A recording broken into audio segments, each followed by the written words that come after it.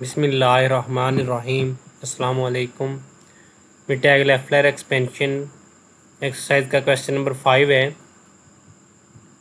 Prove that sine alpha ji over sine pi g is equal to 2 over pi, यहाँ पे pi आएगा, dot summation n is equal to 1 to infinity minus 1 raise to power n n sine alpha n over g square minus n square.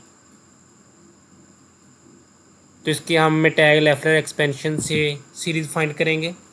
सबसे पहले हम F of ji consider करते हैं। आपके पास sine alpha ji over sine pi ji, F of zero find करेंगे।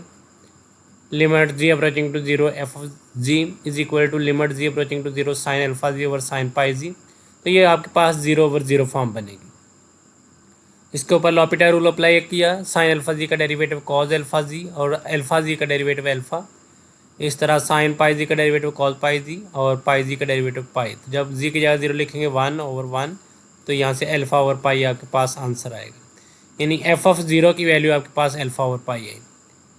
तो अब पोल फाइंड करने के लिए डिनोमिनेटर को जीरो करेंगे। Sine pi g equal to zero, pi g equal to sine inverse zero.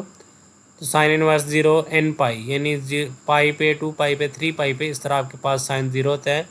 तो यहाँ पे जनरल लिख दिया एन पाई, एन पाई से पाई कैंसिल हो गया, जी इक्वल टू एन आ गया। तो यहाँ से आप इसको a N is equal to N भी लिख सकते हैं। ये आपके पास पोल्स हैं। अब आप रेजिड्यू एट पोल फाइंड करेंगे। जी माइनस एन, ये फार्मूला है उसका। साइन एल्फा जी, यहाँ पे पोल का ऑर्डर 1 है, इसलिए हमने यहाँ पे कोई पावर नहीं ली और ना ही साथ कोई डेरिवेटिव लिया है। जितना पोल का ऑर्डर होता है उससे एक कम डेरिवेटिव लेते हैं, और यहाँ पे जितना पोल का ऑर्डर होता है जी माइनस ई एन की पावर भी उतनी ही आएगी। लेकिन यहाँ पे पोल का ऑर्डर 1 है, इसलिए हमने 1 माइनस 1 यानी 0 डेरिवेटिव लेने हैं और यहाँ पे पावर 1 लेनी है।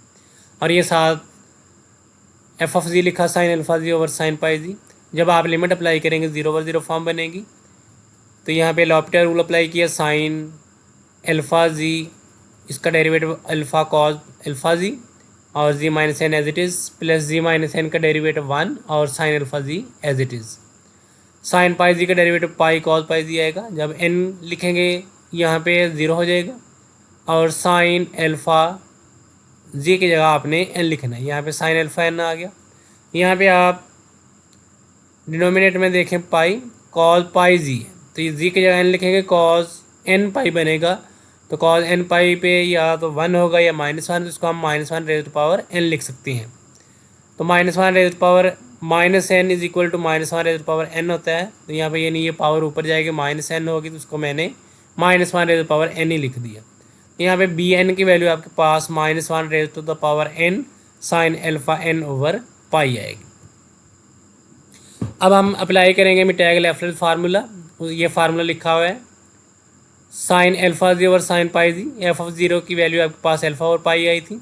N is equal to minus infinite to plus infinite -1 raise to power n sine alpha n over pi 1 over G minus N plus 1 over N. तो जब एन की जगह जीरो करेंगे अनडिफाइन हो जाएगा, इसलिए यहाँ से जीरो एक्सक्लूड कर दिया है, यानी माइनस इन्फिनिट और इन्फिनिट के दरमियान में सभी इंटीजर्स हैं लेकिन जीरो इंक्लूड नहीं है।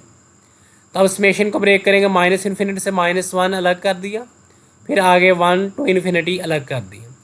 तो अब ये समेशन इंडेक्स सेम करने के लिए ये फर्स्ट समेशन में मैं एन की जगह -n करूँगा, और यहाँ पे भी आप देखें -1 रेज़ पावर -n होगी। तो वो मैंने पहले भी बताया कि -1 raise power -n is equal to -1 raise power n होता है।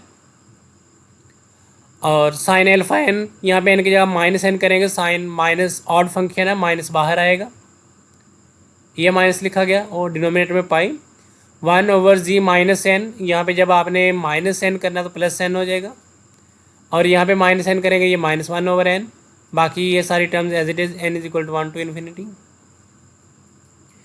अब आप यहाँ से समेशन इंडेक्स कॉमन ले सकते हैं। n is equal to 1 to infinity -1 raise power n sine alpha n over pi. ये माइनस इसके साथ मल्टीप्लाई होगा, -1 ओवर जी प्लस n। ये माइनस जब इसके साथ होगा 1 ओवर n। यहाँ से ये हमने कॉमन ले लिया, 1 over G minus N plus 1 over N. तो यहाँ से ये 1 ओवर एन और 1 ओवर एन, ये आपके पास 2 ओवर एन होगा, और यहाँ पे इस टर्म का और इस टर्म का मैंने एलसीएम ले लिया। तो आपके पास एलसीएम लेने के बाद ये इन दो टर्म का एलसीएम आया आपके पास -1/g+n और -1/g-n। तो ये इससे मल्टीप्लाई होगा -g+n प्लस g+n। तो यहाँ से g से g कैंसिल होगा आपके पास और n+n 2n बनेगा over g² -n² plus 2/n। अब नेक्स्ट ये मल्टीप्लाई कर दूंगा मैं -1n sine alpha n over पाई, पहले इस टर्म से मल्टीप्लाई होगा और फिर बाद में इस टर्म के साथ मल्टीप्लाई होगा। मल्टीप्लाई करने के बाद आपके पास बनेगा साइन अल्फा जी और sine pi g equal to alpha over pi plus summation n is equal to 1 to infinity -1n sine alpha n over pi 2n over g² -n², यानी ये टर्म अलग होगी, plus summation n is equal to 1 to infinity और ये 2/n से multiply होकर -1n 2/n pi sine alpha n। इस equation का नंबर मैंने ए से डिनोट कर दिया। अब मैं यहाँ पे इसको सॉल्व करने लगा हूँ। कंसिडर ये 2 और पाई मैंने बाहर लिखा, summation n is equal to 1 to infinity -1n sine alpha n over n, 2 और पाई एज इट इज़ -1। अब ये मैं समेशन इंडेक्स ओपन करने लगा, n की वैल्यू पहले 1 लिखी, -1 की पावर 1 माइनस आएगा साइन अल्फा ओवर n की वैल्यू 1 लिखेंगे, यानी नेगेटिव साइन अल्फा।